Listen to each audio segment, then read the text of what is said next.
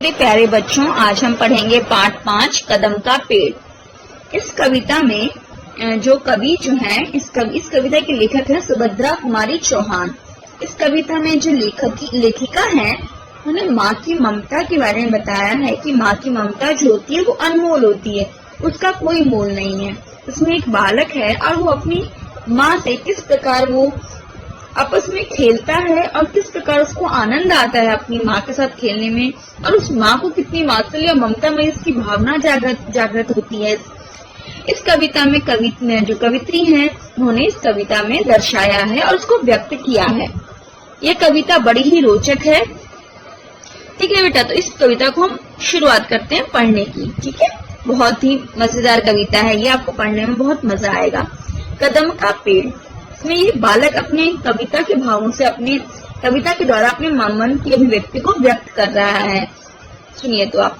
यह कदम का पेड़ अगर माँ होता यमुना तेरे, मैं भी उस पर बैठ कन्हैया बनता धीरे धीरे, ले देती यदि मुझे बांसुरी तुम 2 पैसे वाली, इसी तरह नीचे हो जाती यह कदम की डाली।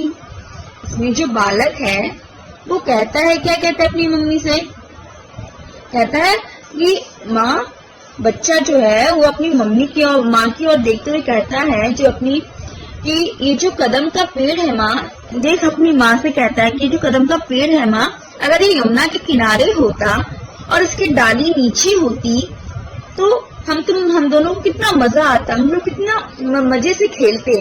अब तो मुझे 2 पैसे वाली जो बांसुरी होती है वो तो मुझे खरीद देती तो मैं उस डाली पे बैठकर बजाता।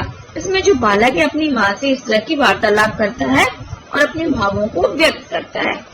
फिर दूसरा क्या है, तुम्हें नहीं कुछ कहता पर मैं चुपके चुपके आता, उस नीची डाली से अम्मा ऊंचे पे चढ़ जाता, वहीं बैठ फिर बड़े मजे से मैं बांसुरी बजाता, अम्मा अम्मा का बंसी के स्वर में तुम्हें बुलाता।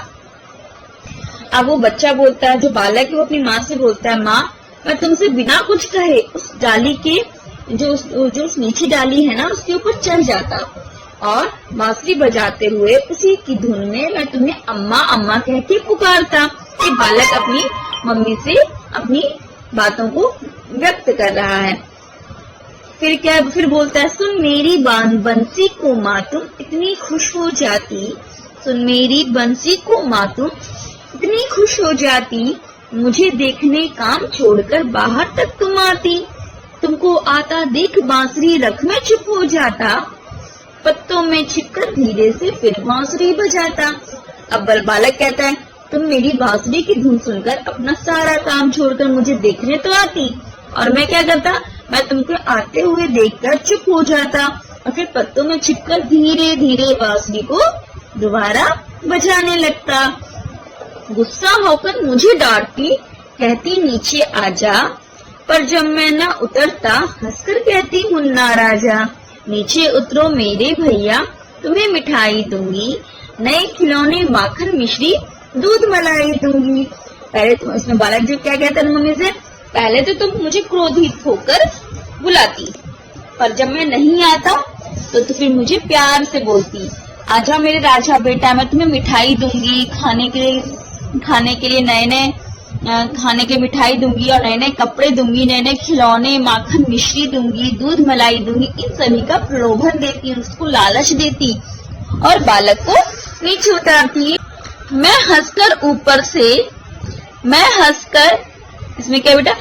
हंसकर सबसे ऊपर की टहनी पर चढ़ जाता, एक बार का माँ पत्तों में वही कहीं छिप जाता, बहुत बुलाने पर भी माँ जब मैं न उतर कर आता, तब मामा का हृदय तुम्हारा बहुत विकल हो जाता।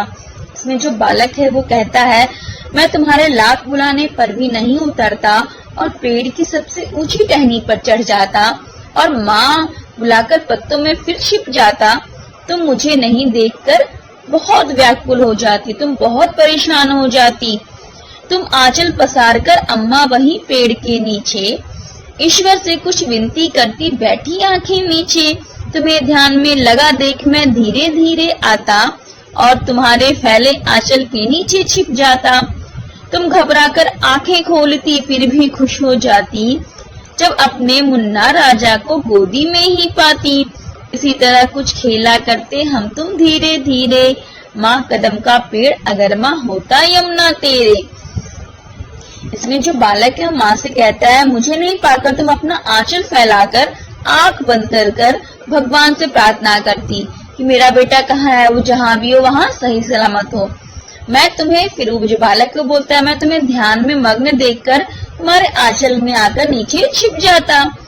फिर इसमें क्या है बेटा, तुम घबरा कर, अब इसमें माँ जो है वो बच्चा जो बोलता है अपनी माँ से, जब तुम अपने मुन्ना राजा को अचानक अपनी गोदी में देखती तो घबराकर अपनी आंखें खोलती और खुश हो जाती।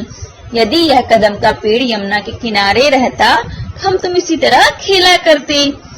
इस कविता से हमें यह सीख मिलती है कि माँ की ममता अनमोल है। इसका